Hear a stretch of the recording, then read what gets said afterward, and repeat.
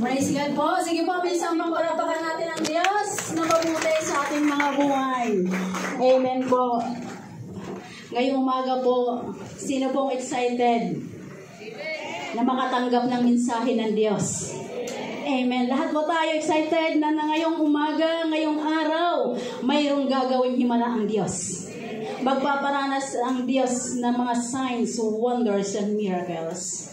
At alam ko po, handa na po tayong tumanggap. Amen po? Amen. Tatanggap tayo ng mga pagpapahala mula sa Lord. Subalit ngayong umaga, ihanda po natin ang ating pandinig upang marinig natin ano nga ba ang mensahe ng Diyos sa ating mga buhay. Minsan sa ating buhay, dumarating tayo ng ating mga puso ay hindi tama.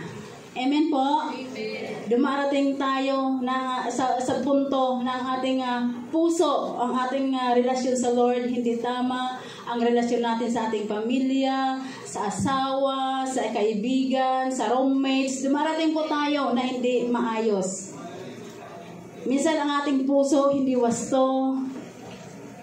Kaya ngayong umaga tuturuan po tayo ng Diyos na magkaroon po tayo ng tamang relasyon, magkaroon tayo ng tamang puso sa ating Diyos. Higit sa lahat sa ating Diyos. Kaya ngayong umaga ang pamagat po ng ating pag-aaralan, Get Right with God. Maging tama po tayo sa Diyos, maging tama po ang ating relasyon sa Diyos, maging tama po ang ating pong puso sa Diyos. Sapagkat nagiging matuwid lamang po tayo sa harapan ng Diyos kapag po maayos po ang ating mga puso. Doon tayo lang nagiging matuwid. Ang sabi po sa Romans chapter 3, verse 22 to 23. At atin po itong sabay-sabay babasahin sa NLT version po. Sa Romans chapter 3 verse 22. At alam ko po, tayo po ngayon ay excited magbasa. Amen po. Ang Cheltawin po ay laging nagbabasa. Amen po. Sige po, sabay-sabay po natin basahin. 1, 2, 3, basa. We are made right with God by placing our faith in Jesus Christ. And this is true for everyone who believes, no matter who we are. We are fall short of God's glorious standard. No? Dito sa salitang ito ng Panginoong Hesus, sabi dito, tayo ay lahat makasalanan. No? Walang nakaabot ni isa sa atin sa kaluwalhatian ng Diyos. Subalit sa ginawa ng Panginoon sa atin, no? Sa ginawa niyang pagtubos sa atin, sa ginawa niya sa cross ng Kalbaryo, no? Ginawa niya tayong matuwid. No? Walang matuwid. Walang pwedeng magsabi, matuwid ako, maganda, tama ang aking ginagawa. Wala po. Kahit maganda ang gawin mo, no, kung walang pagtubos, wala kang tunay na relasyon sa Diyos, hindi mo mararanasan maging isang matuwid. Ang Diyos po ang nabigay sa atin na pinaging marapat tayo, pinaging matuwid tayo sa pamamagitan ng ating pananalig o sa ating pananampalataya. No? Sa ating pananampalataya sa Kanya, lahat ng nananalig sa Kanya, ginawa niyang matuwid. So tayo ay pinawalang sala ng Diyos, ginawa tayong matuwid, nararapat lamang na tayo ay mayroong pusong tama. No? Minarapat ka, sabi nga makasalanan ka, pero minarapat ka ng Diyos na maging matuwid. Nararapat lamang na tayo ay mamuhay ng matuwid. Nararapat lamang na tayo ay may pusong matuwid o tama sa paningin ng Panginoong Hesus. Sabi nga, ang maging matuwid sa Diyos, ang maging maayos sa paningin ng Diyos is our responsibility. Amen po? Kasi sabi, ginawa na tayong matuwid ng Diyos no? Tayo na kaya tayo dapat maging matuwid o maging tama ang ating puso sa Diyos. So, anong gagawin natin? Responsibility natin na maging matuwid. Amen po? Hindi po responsibility ng ating pastor, no? Ang pastor po or leaders natin or mentors natin o ang ano pa man magulang natin or ang ating mga kamanggagawa, no? Na itapik tayo or turuan tayo o lalahanan tayo, pero yung responsibility natin na maging matuwid o maging tama sa Diyos is atin po yun. Amen po? Personal po natin yun. Dahil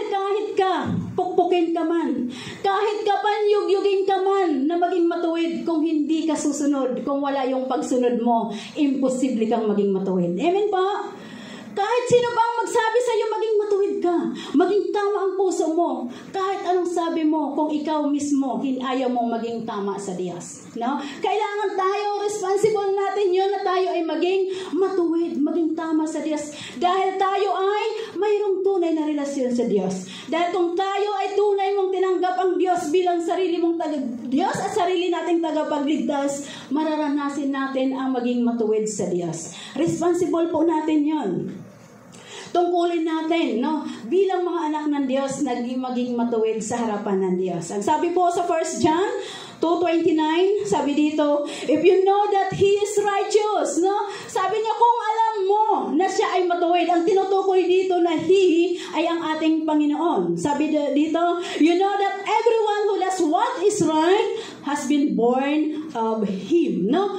Makikita natin, sabi na ito, kung alam mo, no, alam natin na ang Diyos ay matuwid. Sabi niya ito, dapat alam din natin na kung sino ang gumagawa ng matuwid, siya ay anak ng Diyos. Amen po? Makikita mo, no, sa pamamagitan ng kanilang pamumuhay, no? Paano sila mamuhay, makikita natin kung paano sila manalita, makikita natin kung paano sila mag-isip, no? Makikita natin kung itong taong ito ay anak ng Diyos, no? Kung kung matuwid ito ay anak ng Diyos. Alam niyo po, sa Biblia, si Noah, no? Isa sa mga karakter sa Biblia na masasabi nating namuhay ng matuwid, no? Siya ang nakita ng Diyos, no? Doon sa kapanahunan niya, siya lamang ang nakita ng Diyos na matuwid, no? Kaya nung tinawag niya na gawin ng arko dahil kanyang babahain o anuhin ang kanilang lugar, pababahain. So ang nakita lang niya doon na matuwid na pwedeng gumawa ng arko na si Noah. Ang sabi po sa Genesis chapter 6 verse 9, sabi dito, Noah was a righteous man, blameless, sabi niya, among the people of his time, and he walked with God. Nakita ng Diyos, no? Sa ngayon kaya, sino ang nakikita ng Diyos na matuwid?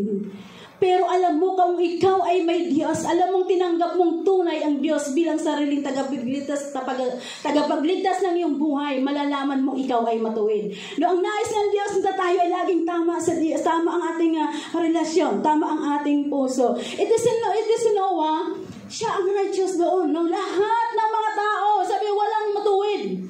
Lahat gumagawa ng sarili nilang kung anong maibigan nila. Ano, doon iinuman sila. Lahat ng mga karimarimaring na gawain ginagawa doon sa lugar na yon. Pero mayroong nakita ang Lord na matuwid. Yung po ay si Noah. Na siya ay blameless, sabi ng Lord doon, sa lahat ng mga tao sa lugar ng panahon niya. And he walked with God. No? Lumakad siya, nakasama ang Diyos. Ganon din po mga kapatid sa ating buhay, upang po tayo ay maging matuwid sa harapan ng Diyos. Gawin po lagi natin ang tama. Gawin natin ang mabuti, no? Para tayo ay haharap lagi sa Diyos. Haharap tayo sa tao na ang ating puso ay tama at ang ating puso ay may tamang relasyon sa Diyos. Ang sabi po sa 1 John 3:7, dear children, do not let anyone lead you astray. He who does what is right is righteous, just as he is righteous. Sabi po ni John dito, sabi niya, wag kayo man, sabi niya, wag kayo magpadaya kanino man. Sabi niya, kung sino, the one who does what is right is righteous. Kapag ikaw ay matuwid, dahil ang Diyos ay matuwid. Ganun ang gusto ng Diyos sa ating mga buhay. Ayaw niya na ang ating mga ginagawa ay labag sa kanyang kagustuhan. No?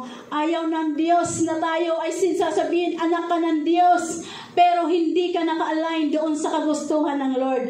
Pero wala sa iyo yung pagiging tama ang puso. Kaya ngayong umaga ang turo sa atin ng Diyos na tayo ay maging tama, maging maayos sa harapan ng Diyos, sa paningin ng Diyos. No, si Job, nakita ng Diyos na si Job ay matuwid, na matuwid siya sa harapan ng Diyos. Diyos. Nakita ng Diyos kung gaano ang katapatan niya, kung gaano siya tinayuan yung kanyang pananampalataya. No, sa kabila lang nangyari sa kanya, sabi niya, hindi siya tumalikod sa Diyos.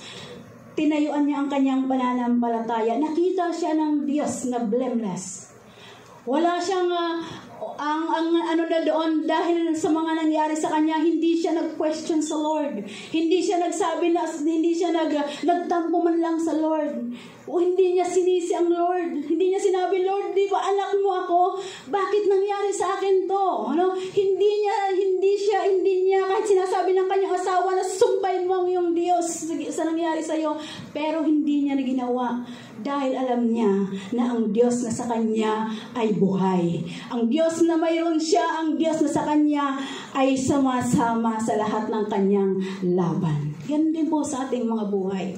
Maging tama tayo sa lahat ng pagkakataon. Dumarating man tayo sa mga sitwasyon na hindi natin gusto. Dumarating man tayo sa sitwasyon na parang ang hirap. Dumarating man tayo sa season ng ating buhay na ang ating puso ay durog. Panatilihin natin maging tama sa Diyos. Panatilihin natin ang pagiging tama sa Diyos. May 3 po akong bagay na ibabahagi sa inyo. Paano nga ba tayo magiging tama sa Lord? Paano tayo magiging maayos sa Lord? Una po, we should submit our life to God.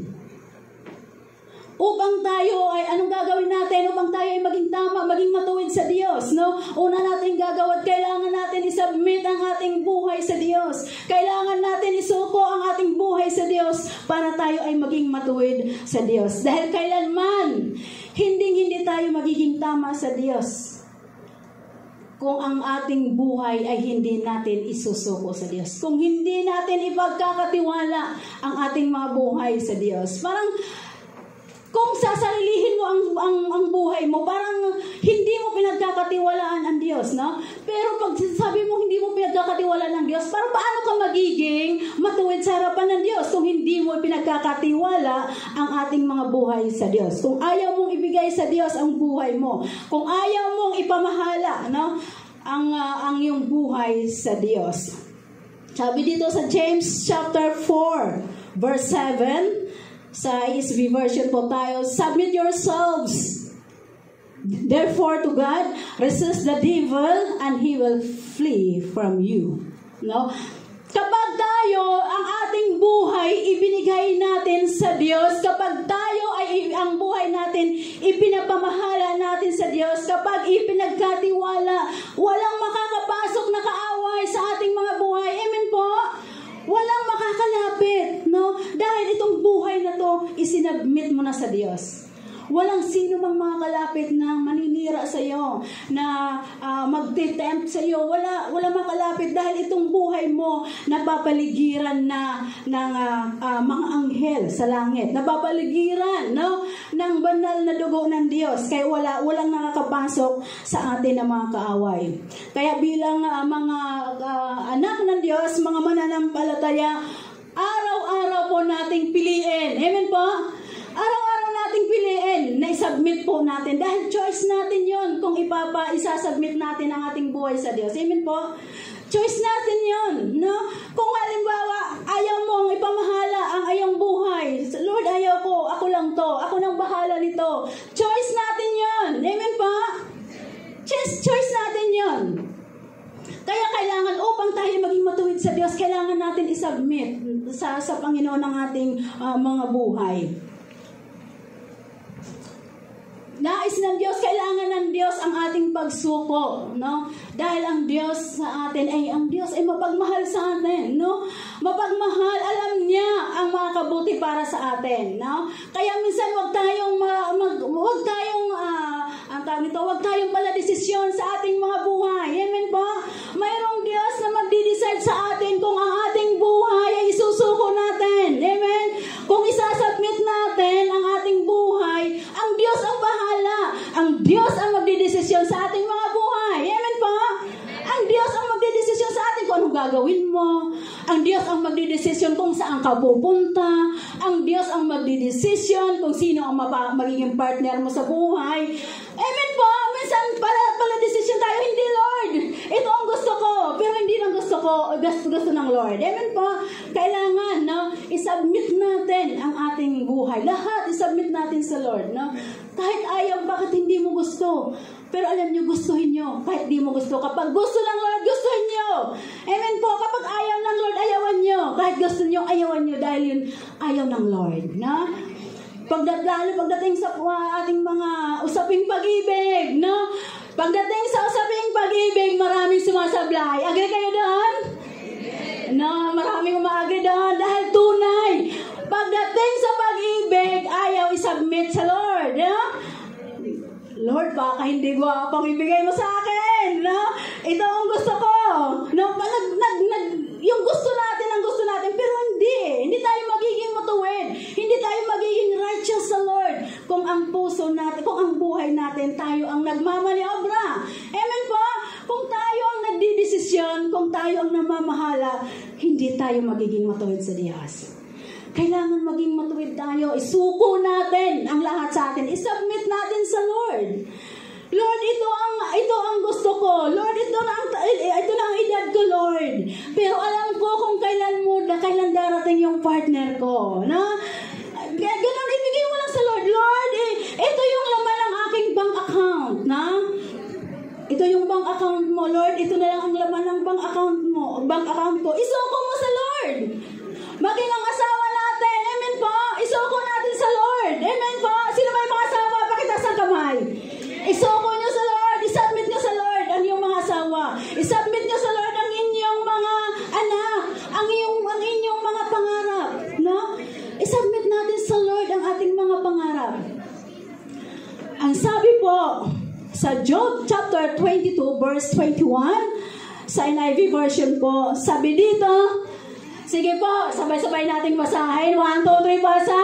Submit to God and be at peace with Him. In this way, prosperity will come to you. Sino po ang prosperity? Amen. Lahat natin na nais ng prosperity. Sino ang nais ng kapayapaan? Amen. Kaya sabi, isubmit mo ang iyong buhay sa Diyos. No? Isubmit natin ang ating mga asawa sa Diyos. Para mayroon tayong, para payapa tayo. Amen po. Minsan, nasa Pinas ang iyong asawa, narito ka. Wala kang kapayapaan. Iniisip ko mo sa iyong asawa, sino kaya ang kakol, sino kaya ang katext ng aking asawa. Ano kaya ang ginagawa ng asawa ko? Saan kaya pumupunta siya? Ano kaya ang damit niya? Ano kaya? Marami tayong baka, no? Baka may kasamang iba, no? Wala tayong kapayapaan. Marami tayong baka, na?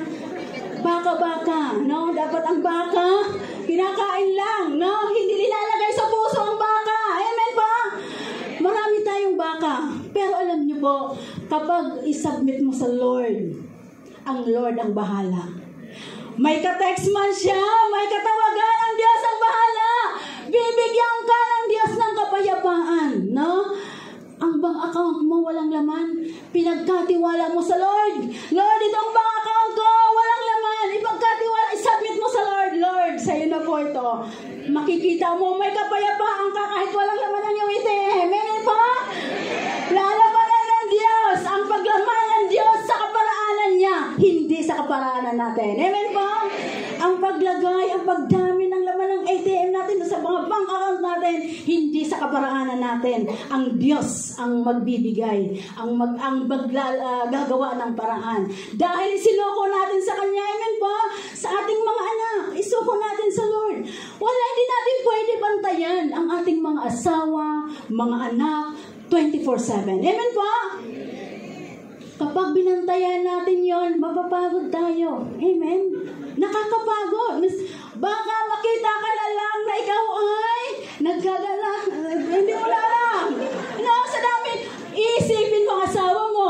Iisipin mo ang anak mo. Iisipin mo ang mga bills mo sa bahay. Iisipin mo ang kapirahan. Marami kang iisipin, no? Iisipin mo ang amo mo. Iisipin mo ang katrabaho mo. Madami. Ang mental natin mapapagod. emotion natin mapapagod. So, kailangan natin gawin natin, isubmit natin sa Lord. Lord, ipagkatiwala natin sa Lord at bibigyan tayo ng kapayapaan. Hayang buhay, masaya ang buhay kapag isinasubmit natin sa Lord. Amen po? Masaya ang buhay dahil mayroon tayong kapayapaan. Nandoon sabi niya, in this way, prosperity will come to you. No? Mayroong pagpapala, no? Sa pag-submit ng ating mga buhay sa Diyos. Ang lagi lang nating pipiliin ay isuko, no, isubmit, no, sa Diyos ang ating mga buhay. Lagi lang piliin natin. Sabi niya, choice natin yon. Araw-araw, no, pag-gising mo, piliin mo, Lord, isinusuko ko sa iyo lahat. Isinasubmit ko lahat. Ipinagkakatiwala ko lahat ng aking buhay. Ang ating emosyon, ang ating kalakasan, no, bibigyan natin sa Lord, ito bigyan mo ako ng kalakasan. No, kapag nangihina tayo, Lord, nangihina ako, no? Isinasubmit ko sa iyo, isinusuko ko sa iyo lahat ng anumang mayroon ako sa buhay ko. Araw-araw, isuko natin, submit natin sa Diyos. Pangalawa na po tayo, ang bilis lamang natin, no? Ang pangalawa po, we should stop doing sins. Kasalanan. Sabi dito, ano ang gagawin mo para tayo ay maging matuwid, para tayo ay maging tama, maging maayos sa Diyos? Anong gagawin natin? Kailangan natin tumigil, ihinto, umalis sa kasalanan. No? Sapagkat kailanman hindi tayo magiging matuwid kung tayo ay namumuhay sa kasalanan. Kasalanan! Ang kasalanan ang naghihiwalay sa tao sa Diyos. Amen po? Kasalanan mo ito lang, konti. Nagsinungaling ka, konti. Pero hindi ka nag-repent. Nagsinungaling ka uli. Habang lumalaki, habang hindi mo nare-repent yung kasalanan mo, palaki ng palaki hanggat nagiging nasasanay ka na, hanggat nagiging kalos na yung puso mo, na hindi na, wala na sa'yong parang ang kasalanan sa'yo, mani-mani na lang, na ganon. Pero ang sabi ng Diyos, upang tayo ay maging matuwid, we should stop doing sins. No? Kailangan natin ihinto. Kasalanan ang nagiging hadlang kung bakit hindi tayo dinidinig ng Diyos.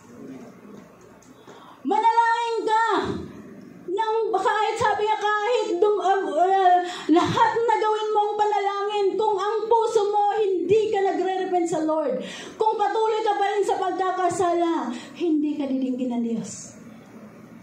Yun ang nagiging hadlang, yun ang nagiging hindi natin makita ang mukha ng Diyos dahil sa kasalanan na mayroon tayo.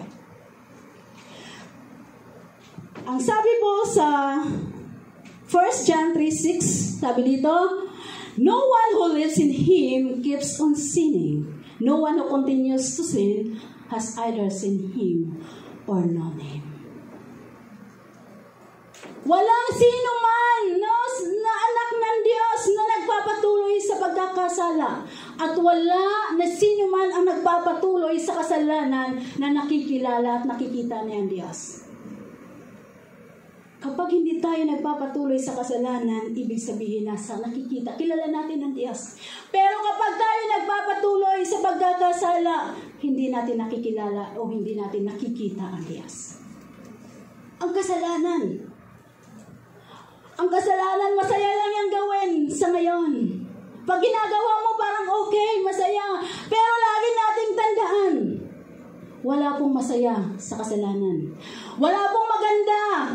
Dahil alam mo niyo po, yung consequence darating sa iyo. Kapag ang consequence dumating sa iyo, hindi natin gugustuhin. Kaya kailangan ngayong binabalaan tayo ng Diyos na kailangan natin iwasan ang kasalanan. Ang sabi po sa Isaiah chapter 1 verse 16. Sige po, sabay-sabay po nating basahin. 1, 2, 3, basa. Wash and make yourselves clean. Take your evil deeds out of my sight. Stop doing wrong. Ito ang sabi ng Diyos. No? Hugasan, no. Wash Because Christ is sinless. Amen po?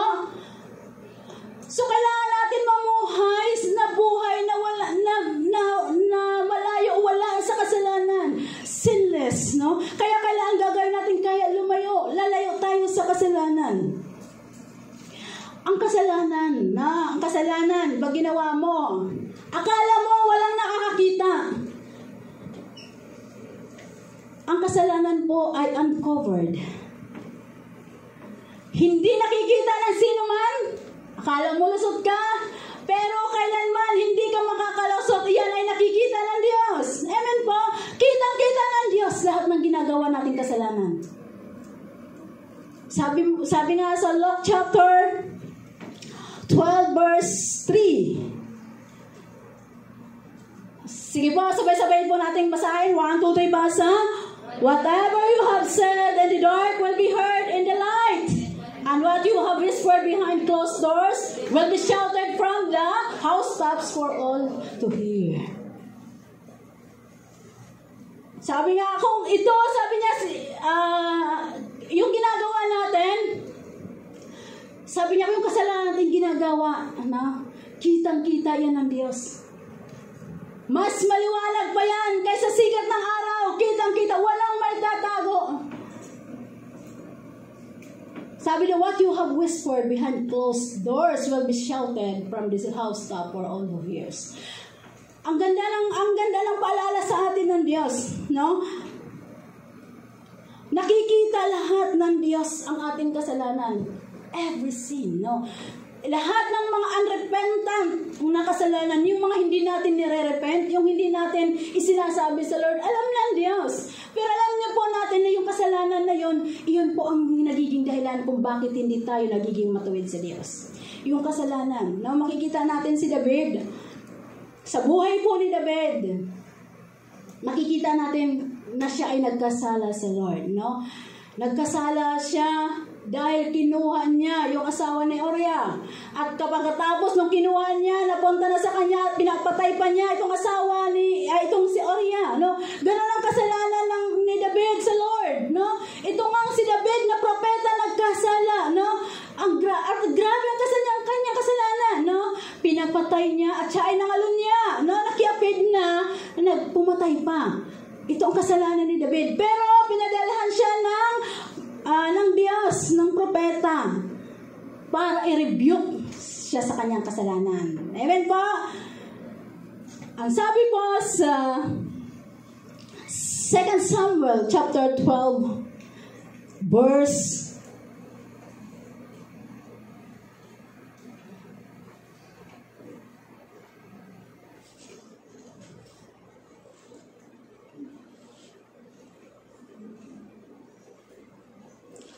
2 Samuel, wait lang po.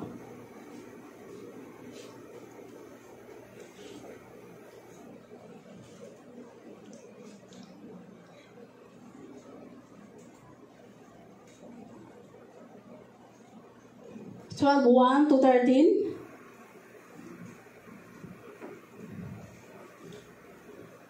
Sorry po kasi hindi ko makita ang aking Bible. 2 Samuel.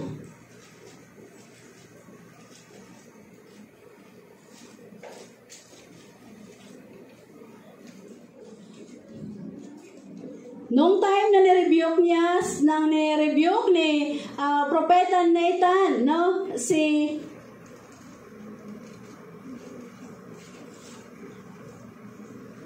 Isaiah. Ba't lang po, sorry po.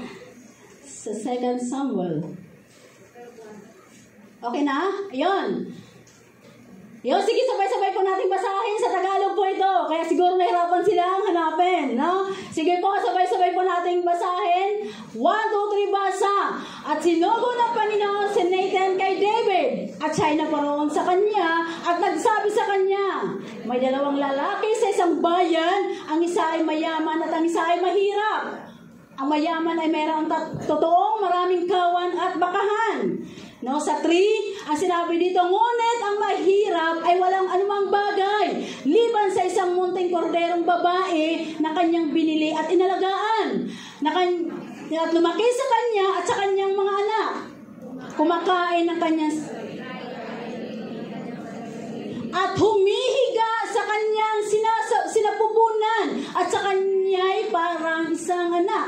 Sa 4, at naparoon ng isang maglalakbay sa mayaman, at ipinagkait niya ang kanyang sariling kawan at ang kanyang sariling bakahan, at ihinihanda sa naglalakbay, kundi kinuha ang kordero ng mahirap na lalaki at inihanda sa lalaki na dumating sa kanya. At ang galit ni David ay nag-alab na mainam laban sa lalaki at kanyang sinabi kay Nathan, buhay ang Panginoon! Ang lalaki na gumawa nito ay karapat-dapat na mamatay. Pagdating ng 6, sinabi nito at sinauli ang kordero na may dagdag na 4 sapagkat kanyang ginawa ang bagay na ito. At doon po sa 6, sa huli kuya, sapagkat siya hindi naawa. Sa 7, ang sabi niya dito, at sinabi ni Nathan kay David, ikaw ang lalaking yon. Ganito ang sabi ng Panginoon ng Diyos ng Israel, pinahiran kita ng langis na maging hari sa Israel at ang aking iniligtas ni Saul. Sa 8, at ibinigay ko sa iyo ang bahay ng iyong Panginoon at ang mga asawa ng iyong Panginoon sa iyong sinapupunan. At ibinigay ko sa iyo ang sangbahayan ng Israel at ng Juda. At kung totoong kakaunti pa ito, ay dadagdagan pa kita gayong bagay. Nasa 9, bakit ang iyong nasalita ng Panginoon na iyong ginawa ang masama sa kanyang paningin? Iyong sinugatan ng tabak si Orya na Hetiyo at iyong kinuha ang kanyang asawa upang maging iyong asawa. Sa tabak ng mga anak ni Aman, sa 10, ngayon nga ang tabak ay hindi ihiwalay kailanman sa iyong sangbayaran, sapagkat iyong niwalan ng kabuluhan ako at iyong kinuha ang asawa ni Orya na Hetiyo upang maging iyong asawa. Sa 11, ganito ang sabi ng Panginoon, narito ako'y magtitindig ng kasamaan laban sa iyo, na mula sa iyong sariling sambahayan at aking kukunin ang iyong asawa sa harapan ng iyong mga mata at aking ipagbibigay sa iyong kapwa at kanyang sisipingan ang iyong mga asawa sa sikat ng araw na ito. Sa 12, sapagkat iyong ginawa na lihim, ngunit aking gagawin sa harap na ito, sa harap ng buong Israel at sa harap ng araw. Diretso po tayo sa 13, 1, 2, 3, basa. At sinabi ni David kay Nathan, ako'y nagkasala sa Panginoon. At sinabi ni Nathan kay David, inalis ng Panginoon ang iyong kasalanan, hindi ka na mamamatay. Dito makikita natin, itong si David tunay siyang nagkasala sa Lord, ang kanyang kasalanan ay mabigat, mabigat sa Lord. Subalit pinadalhan siya ng Diyos, ng propeta, para i-review. Ngayong umaga maaari sa atin ang Diyos ay may pinadadala ang mensahe ito para i-review tayo sa mga kasalanan o mga kasalanan na patuloy natin ginagawa. Kaya ano sinabi ni propeta Nathan, yung talinghagang ito sinabi sa kanya yung naging kasalanan niya, ay yung ginawa ni David, Kaya sinabi niya doon na ako'y nagkasala sa Diyos, Nung una, minsan ayaw nating aminin na tayo nagkasala, Ito si David, parang nagkunwari pa siya, parang nagpretend siyang walang alam, Kasi yung talinghaga, yung para sa kanya yon, Kaya sabi niya, patayin ang taong yon, sabi niya. Pero ang sabi ng propeta, ikaw yun. Sabi niya, ikaw yun, yung taong yun. Sabi niya, hindi ba sapat na kinuha mo ang asawa niya, ipinapatay mo pa? Kaya minsan sa ating buhay, minsan nagpre-pretend tayo na wala tayong kasalanan, wala tayong ginagawa. Pero magpasalamat tayo sa Diyos kapag mayroong nagre-rebuke sa atin. Amen po? Kapag may nagsasabi sa ating kapatid, kasalanan yan, umalis ka diyan. Magpasalamat tayo sa taong yun. Magpasalamat tayo sa mga taong nagmamalasakit dahil yun ay ginagamit ng Diyos para tayo ay palalahanan. Amen po? Para tayo ay balaan. Para tayo ay balaan. Dahil alam natin yung consequence na mangyayari after ng kasalanan natin na yun. Patatawarin ka ng Diyos. Amen po? Patatawarin tayo pero hindi po pwedeng hindi mo pagbayaran yung consequence. Dahil lahat ng kasalanan may konsekwensya. Ang consequence ng pagkakasala ni David, namatay ang kanyang anak. consequence na sinabi na pinatawad pero mayroong consequence. Pero alam niyo po, makikita natin dito kay David, inamin niya. Amen po. Minsan ayaw nating aminin no? Nagkakasala. Huli ka na sakto, pero ayaw pa nating aminin, no? Pero ito si David, inamin niya. Sabi niya, I have sinned against God. Amen po? Sinabi niya na nagkasala ako sa'yo. Against God, no? Nagkasala, no? Ganyan din sa ating buhay. Para po tayo maging matuwid sa harap ng Diyos. Anumang pagkakasala natin ay dapat po natin ihingi ng tawad sa Lord, no? Mag-repent, no? Ang Diyos ay mahabagin, no? Alam ng Diyos ang ating kakayanan, no? Alam ng Diyos ang ating kahinaan. Kaya kailangan lamang natin mag-repent sa Lord. Halimbawa, minsan nagnakaw ka ng itlog, no? Nagnakaw na ng itlog. Nasabi mo, nagnakaw ako ng itlog kasi wala akong pambili ng pagkain, nagugutom ang pamilya ko. Kaya ako kumuha ng itlog, no? Minsan, sa buhay natin, itong kasalanan, minsan ginajustify pa natin, no? Pinapaganda natin, no? Pero alam mong kasalanan. Sinabi mo kasi, ganito, wala magugutom, baka mamatay ang ganito ko, walang makakain, kaya nagnakaw na ako ng itlog, no? Pero simple lang ang sasabihin mo sa Lord, hindi mo na kailangan pahabain, no? Dahil hindi mo makakamtan yung kapatawaran kapag ganun ang attitude ng ating puso. Sabihin mo lang, Lord, patawad, ako ay nagnakaw ng itlog. Tapos, dahil ang sabi ng Diyos sa 1 John 1:9 na lagi nating binabanggit, if we confess our sins, He is faithful. Amen po? Faithful ang Diyos to forgive us and cleanse us from all our unrighteousness. Tapat ang Diyos na magpapatawad. Kaya wala tayo dapat kailangan lang natin express sa Lord, no? Kailangan lang natin sabihin, Lord, nagkasala ako. Ayun lang, no? Hindi na kailangan natin, no? Hindi na kailangan na i-justify pa natin. Dahil kasalanan, yan ay kasalanan. Maliit na kasalanan, yan ay malaki yan, no? Kasalanan yan, malaki, maliit, yan ay kasalanan. Iyan ang nagiging hadlang kung bakit hindi tayo nagiging matuwid sa Diyos. Kaya ngayong umaga, kapag narinig natin ang tinig ng Diyos, huwag mong patigasin ang iyong puso. Kapag sinabi ng Lord, iwasan mo, stop doing sins. Pag sinabi sa'yo ng Lord ngayon, alam kong nangungusap ang Diyos sa buhay ng bawat isa. Huwag natin patigasin ang ating puso. Amen po? Express natin, Lord, patawad. Mag-repent tayo, patuloy natin. Bumalik tayo sa Lord. Mag-repent tayo, sa Panginoon, at ang Diyos ay tunay sa ating magpapatawad at tayo ay kanyang kahabagan. Sabi niya ngayon na, minsan nag-enjoy ka ba sa kasalanan? Amen po. Yung iba nag-enjoy pa, ayaw mag-repent. Lord, wag muna, pag-uwi ko na lang. Minsan may ganun tayo, Lord, hindi ko kayang iwanan to. Lord, hindi ko kayang mabuhay nang wala siya.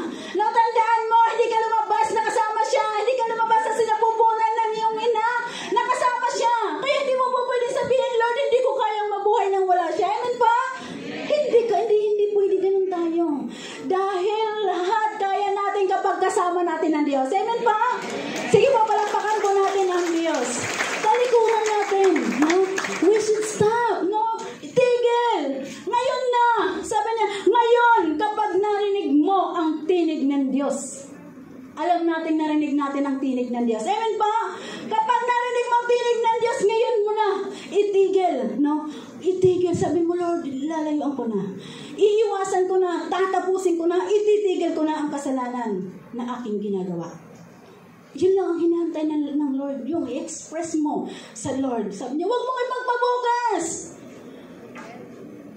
Huwag mong ipagpabukas. Huwag mong mamaya. Ngayon na, sabihin mo sa Lord, Lord, patawad. Tatalikuran ko ang aking kasalanan. Dahil hindi mo alam kung ang bukas darating pa sa atin. Amen po. Huwag natin ipagyabang. Huwag natin ipangako ang bukas. Baka bukas wala na tayo. Hindi ka na napatawad. Hindi ka na nakahingi ng tawad sa Diyos. Ngayon, kaya ang sabi po sa Psalms 139 verse 24, Ang sabi ni David, sige po, sabay-sabay nating basahin. 1, 2, 3, basa. Sa Psalms 139 verse 24, see if there is anyone offensive way in me, and lead me in the way everlasting.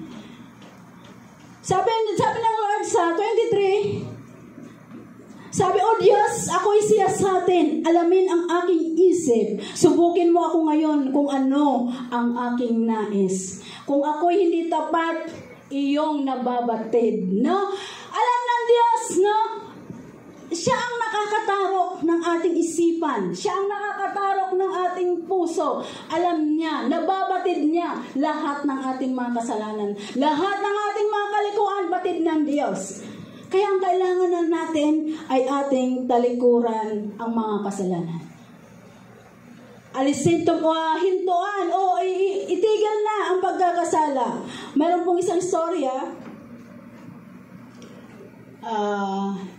Ito po si Aling Iska. Ayun, siya ay tuwing linggo, pag sa gawain, no? May gawain. Itong si Aling Iska, tuwing pinapatungan ng kamay ng pastor, lagi na lamang siyang natutumba, no? Natutumba. So kaya ang pastor naman, linggo rin siyang binabangon, no? Binabangon siya ng pastor. O ilang linggo kaya yon, no? Linggo. Parang pag pinatungan siya ng kamay ng pastor, para bang naroon yung kapangyarihan na ng banal ng kapangyarihan ng Espiritu sa kanya. So, itong pastor lagi siyang pinananalangin, tapos pag natutumba, ibinabangon siya. Subalit isang araw, nagsawa itong pastor, no? Nagsawa ang pastor nagsawa sa kababangon, no? Siguro, sa tingin, lagi na lang ako nitong nagbabangon kay Mang Iska, no? Lagi niyang binabangon. So, dumating yung panahon na nagsawa siya.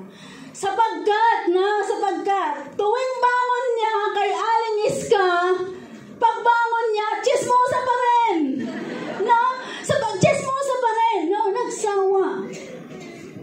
Sa kanya araw-araw na paghingi ng tawad sa Lord, hindi niya ma-stop yung kanyang kasalanan, yung kanyang masamang habit o kanyang ginagawa, no? Kaya nagsawa na, no? Dahil walang pagbabago eh. Kailangan ang kay Kristo mayroong pagbabago. No? Sabihin mo sa katabi mo, may pagbabago sa iyo. No? Amen. Dapat may pagbabago sa atin dahil tayo ay kay Kristo. No? Turn away from evil ways. No? Talikuran natin. No? Sabi nga, walang maidudulot. Tandaan natin na walang maidudulot na maganda ang kasalanan sa ating buhay. Sisirain ka ng kasalanan. Sisirain ka, buong buhay mo sisirain. Hindi lamang ang iyong sarili, pati ang pamilya mo sisirain dahil sa kasalanan. Kaya kailangan, pag winaringan tayo ng Diyos, kapag binalaan tayo ng Diyos ngayon, gawin natin, talikuran natin ang kasalanan. Talikdan natin, ihinto natin ang kasalanan. Habang binibigyan tayo ng pagkakataon, baka bukas wala ng pagkakataon. Bigyan natin ng atensyon ang Lord kapag tayo ay tinawag, pag tayo ay pinaalalahanan. Pangatlo po, na atin pong gagawin para maging matuwid sa harap ng Diyos, we should walk in the light.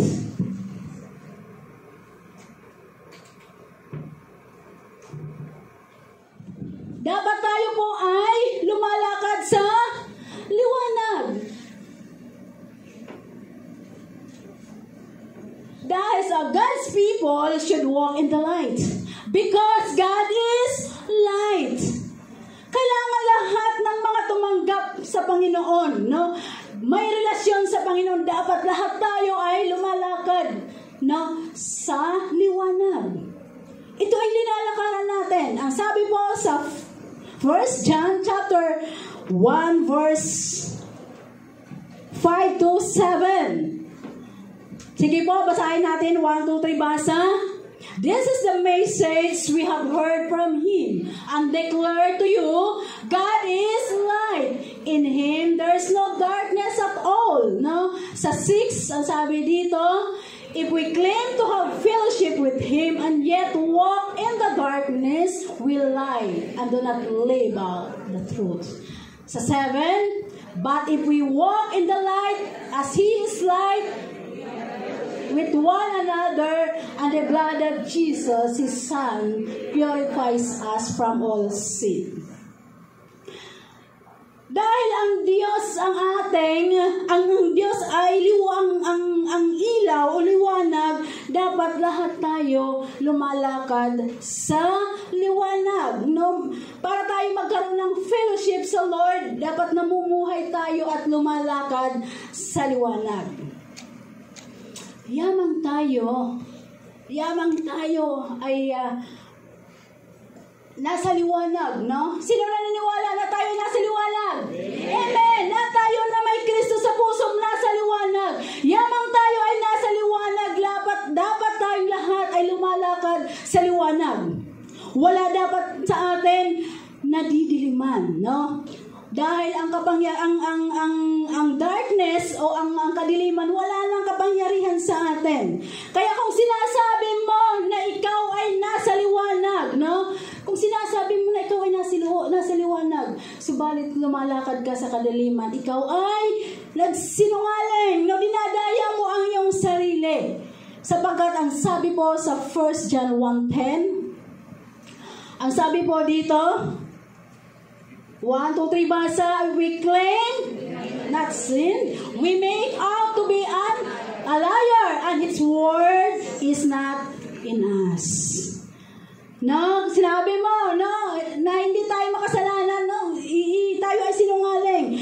Makasalanan tayo dati, pero ngayon tayo ay binigyan na, tinubos na, pinatawad na ng Diyos sa pamamagitan ng Kanyang kamatayan sa cross ng Kalbaryo. Kailangan natin lumakad sa liwanag. Dapat bawat isa sa atin, wala ni katiting na dilim sa ating mga buhay. Amen po? Wala ni katiting na dilim sa ating mga buhay. Lahat dapat maliwanag. Sabi nga, di baling maitim ang iyong kulay. Huwag lang maitim ang iyong pamumuhay. Amen? Di baling maitim ang ating mga kulay, no? Huwag lamang maitim ang ating pamumuhay. Sapagkat kung alam mong tama ang iyong pamumuhay, anumang kulay na mayroon ka, tiyak makikita ka dahil sa liwanag mong taglay. Amen pa? Makikita tayo, no? Hindi na issue dito ang ating kulay. Ang issue dito ang ating liwanag na dala-dala sa ating mga puso. Ang liwanag ay ang Panginoon, no? Ang Panginoong Hesus ang liwanag sa ating mga buhay. Dapat ang Diyos ang nakikita sa ating mga puso. Kaya kailangan nakikita tayo sa liwanag. Sapagkat tayo po, sabi nga kasi dito, sinabi ang Diyos, God is light, no? Siya ay liwanag, no? Kaya tayo na mga mananampalataya, dapat tayo nakasilong, no? Nakasilong tayo doon sa liwanag ng Diyos. Amen po? Nakasilong tayo, no? Kaya huwag kang lalabas doon sa area ng Lord. Huwag kang lalabas doon sa liwanag ng Lord. Dahil doon tayo sisilong sa Kanyang liwanag. Huwag kang lalabas, huwag tayong lalayo sa Diyos upang hindi tayo madiliman. Amen po?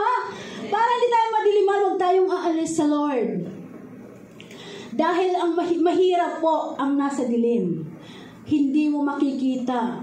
At alam mo, hindi mo malalaman kung anong buhay na mayroon ka. Anong buhay ang linalakbay mo. No, hindi mo naunawaan o hindi mo alam kung anong buhay ang iyong tinatahak dahil nasa dilim ka.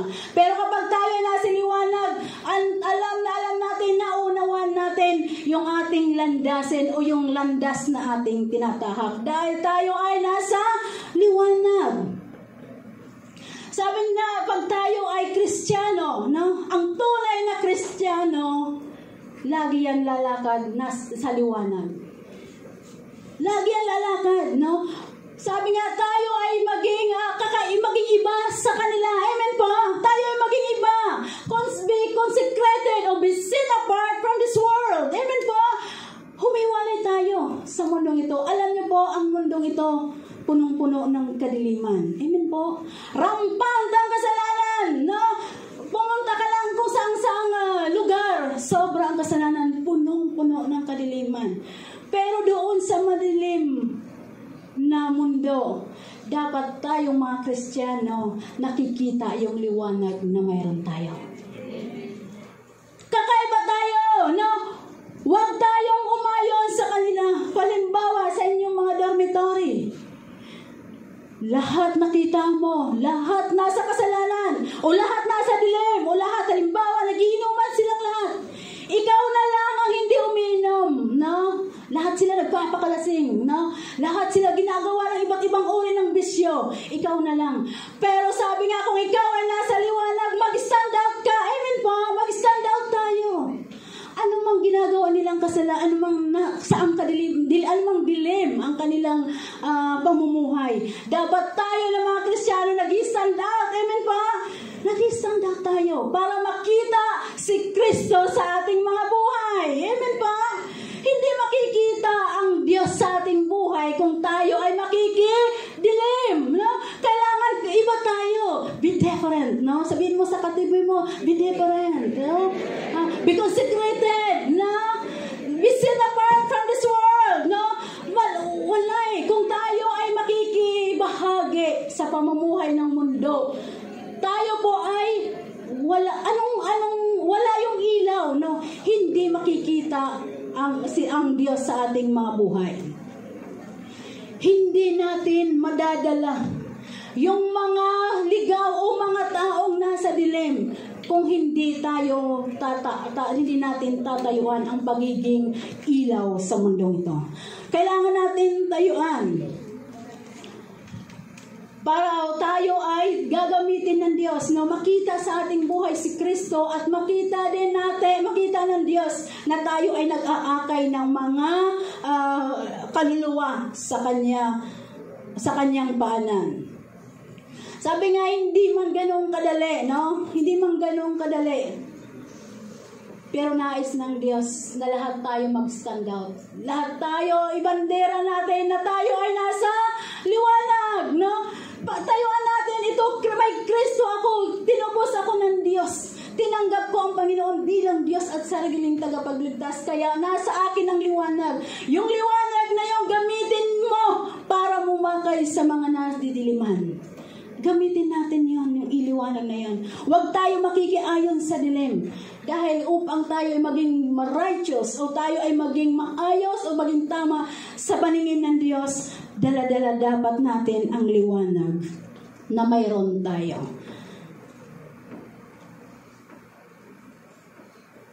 Ang sabi nga, may nabasa ko doon, sabi doon, walk in the light so you can see where you are going.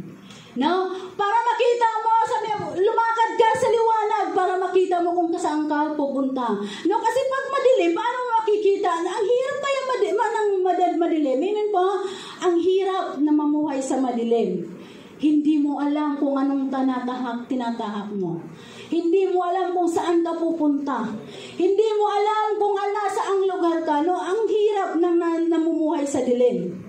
Kaya, ang paalala sa atin ng Lord, we should walk in the light. Lumakad tayo sa liwanag. Gaano man kahirap, sabi naman, mahirap man, no, ang buhay, o mahirap man lumakad sa ating lakaran, no, yung journey natin bilang mga mananampalataya, mahirap man, no, pero piliin natin magtapos ng tama.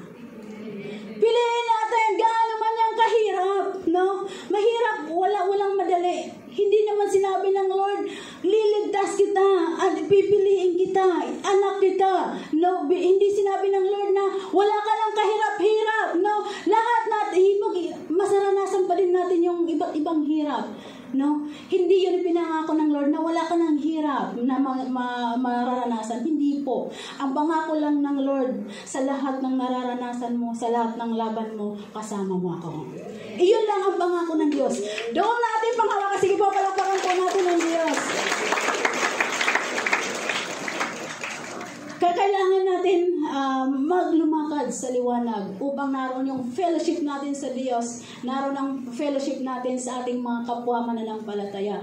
Naroon mararanasan natin ang pagkilos ng Diyos sa ating mga buhay kapag tayo po ay lumalakad sa liwanag. Walang nadidiliman, walang lalakad na sa dilim. Lahat tayo ay lalakad sa liwanag upang tayo ay maging righteous, upang tayo ay maging matuwid sa harapan ng Diyos. Kaya alam ko po ngayong umagang ito, ang lahat na narito sa lugar na ito, ang paalala sa ating ng Diyos, maging tama ang puso ng bawat isa. Maging tama ang ating relasyon sa Diyos. Maging tama ang ating puso, no? Hindi lamang sa Diyos, sa ating kapwa. Sa araw-araw ng ating pamumuhay, piliin natin ang gumawa ng tama, ang mamuhay ng tama.